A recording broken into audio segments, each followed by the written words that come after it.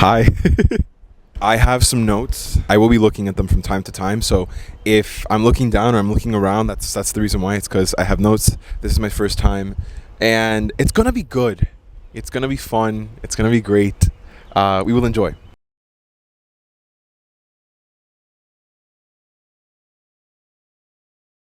There are times when it is 9:37 in the morning and I have to clock in at work at 9:45, and it's just a couple of minutes before I have to get in. So I'm just sitting in my car. I'm waiting to the last possible minute. I'm waiting till the last moment where I need to get out and go in. And in those few minutes, I'm thinking to myself, Jose, of all of the things that you could possibly be doing, is this what you want to do? Of all the places you could possibly be at right now, is this where you want to be? And 10 times out of 10, the answer is always no. Bet you didn't see that one coming. This isn't to say that I don't like what I do. It's not saying that I don't like my job, but there's a million and one things I would rather be doing.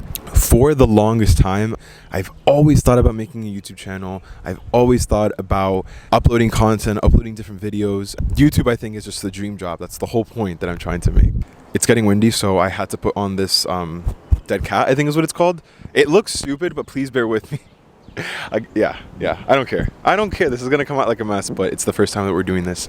So yeah, I've always thought about starting a YouTube channel, but there's always been something that has stopped me. I always think that the ideas that I want to talk about or the things that I want to share are either aren't valid enough, they're not funny enough, they're not interesting enough, I might not be interesting enough. It's also stupid, so why would I even try? Even in the rarest of moments where I decide to actually grab a camera or my phone and turn it on and start recording and making content, I immediately freeze up because I'm thinking to myself, if this is even worth it, if I'm even right to do something like this, isn't this dumb to even attempt? Like, let me just not even try. And I don't think I'm alone in feeling this way. I guess what I'm trying to get at is the fact that there's something about posting on social media, or more broadly speaking, just trying something in general, that leaves us scared to even do.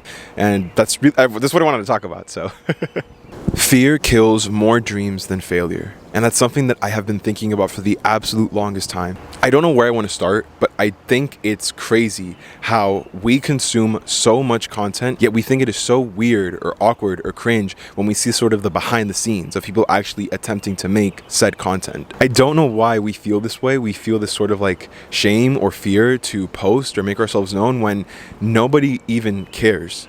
Like, for example, I could pull up my phone and find 5 people who I see, based off of the types of posts that they're making, are pursuing some sort of career in content creation or being an influencer. These are people who I went to high school with or college, or we have like a mutual friend. I know for a fact that whenever I see something that they post or something that they upload, I just look at it. I'll give it like a double tap or whatever, and then just go about my merry way. It doesn't even register on my radar. All right, my camera cut off, but I'm gonna just keep tugging along. The fact of the matter is that what they do with their time, their money, is none of my business. But for some reason, despite the fact that this is how the majority of us feel like, we don't extend ourselves the same grace. I'm just gonna use myself as an example real quick. The thing that constantly keeps me from posting, or for even just trying to turn on the camera and record, if I upload something, if I post something, I'm just so terrified of what that one person I had this high school class with is going to think of when they see it. Or what are my friends who know me very, very well going to think when they see this video of me up on social media? How is that going to differ from the perception that they have of me? How are my family members going to think of me when they see this? Is it going to be different at all? I just don't feel like I'm going to be safe from their criticisms. And then what happens when they think that what I'm doing is cringe? You know, like when they see me being like, hey guys, welcome back to my channel. I mean, that's not how people speak, but you know what I'm trying to say. What are the people around you going to think when they see you act in a way that goes different from how they perceive you, when you do something that might be considered as cringe? Again, even though you know that if you were in their shoes, you wouldn't think anything of it. But for some reason, when you're the one making an attempt to do something, when you're posting on social media, for some reason, you dread the fact that people are going to see it and make fun of you. I think what it goes back to at the end of the day is perception and how we ultimately want to be perceived. The act of posting on social media is inherently, to some extent, egotistical. And I think that because we associate that mentality, that trait, that mindset as something negative, we don't want to take part in said action because that's how we will be perceived. Follow me here. You can't upload a 15-minute YouTube video that is coherent, well thought out, with all of these graphics and edits and nice audio in the background without being intentional. There's an intention behind that picture that you post or that video that you upload.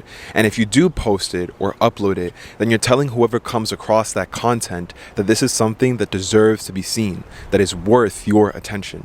And that says something about you. It's this funny thing because you don't need to upload content to use social media. You can just consume it.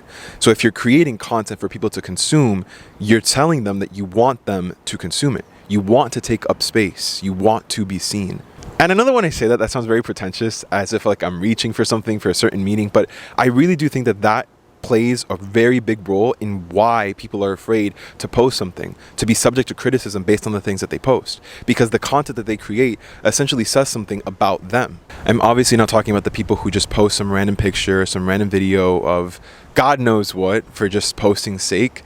I'm talking more so about the people who create content to reach a very large amount of people so that it can garner an audience, because that's not something that you can do accidentally for the most part. And you can't really reach people on a large scale if this content is not something that is catered. You have to cater it to a certain group of people. And so by catering it to a certain group of people, you are in turn saying that this is the kind of people that I want to draw out, that I want to be seen by, that I want to be a part of. I want to cultivate a community with a group of individuals that this content reaches.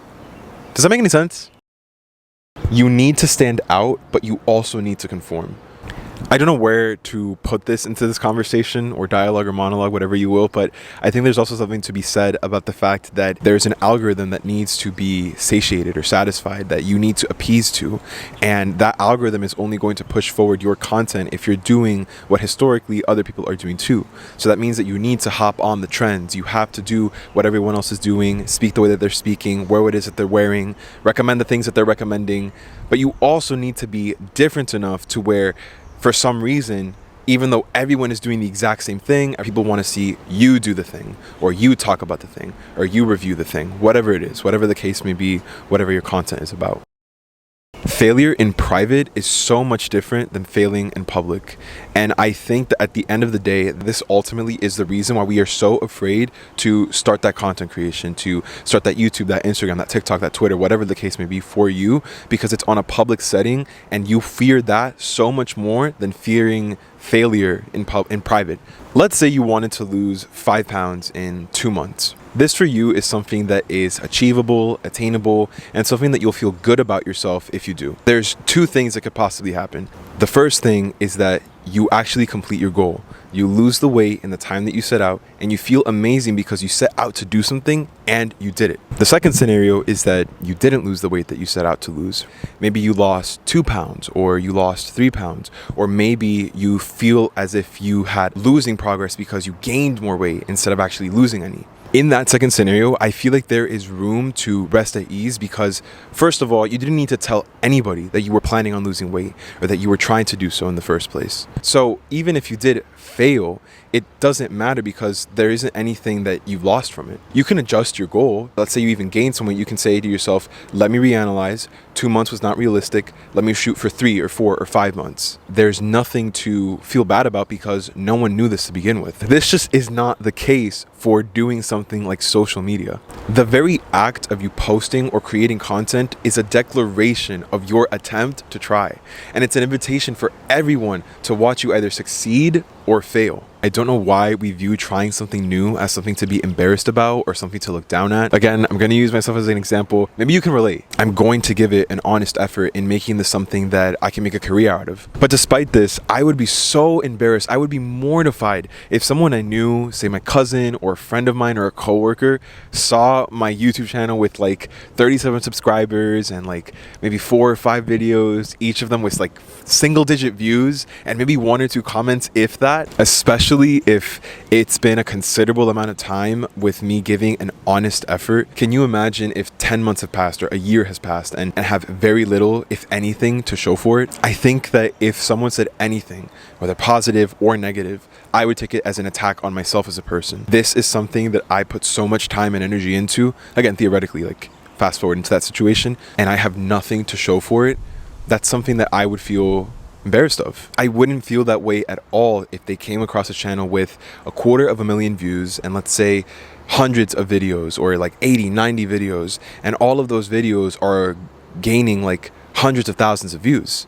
I wouldn't feel any kind of way. I would feel so proud of that. And if they said anything negative or critical, I would laugh at their face. Where's your channel? The only difference between those two hypotheticals are the fact that in one of them, I've already succeeded, whereas in the other one, I'm actively trying to reach that goal. But you don't reach your goal if you don't try. Why is it that we're made to feel embarrassed or ashamed or afraid about being perceived as trying to do something if that is essential to reach our goal? I guess it goes back to what I was saying before, the fact that trying does not necessarily mean that we're going to succeed. And so if we fail, we'll be perceived as a failure because giving it an honest effort and seeing that it wasn't enough is already damaging enough. If we give it an honest effort, if we really try to do something and try to succeed and fail, that's already one attack on us as a person, right? But the fact that we tried, we gave it an honest effort, we failed, and we failed for everyone to see our shortcomings, I think it's just a completely different ball game in the game of embarrassment.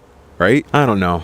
Let me know what you think. Let's talk closing thoughts. I don't have any. That was my rambling. That was my speech. That was my sermon.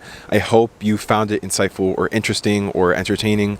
If you made it to the end, oh my God. Thank you. This was so crazy. This was so fun to do. Please let me know what you think. That's pretty much it for me, I guess. Yeah. I hope you have a great rest of your day. Bye-bye.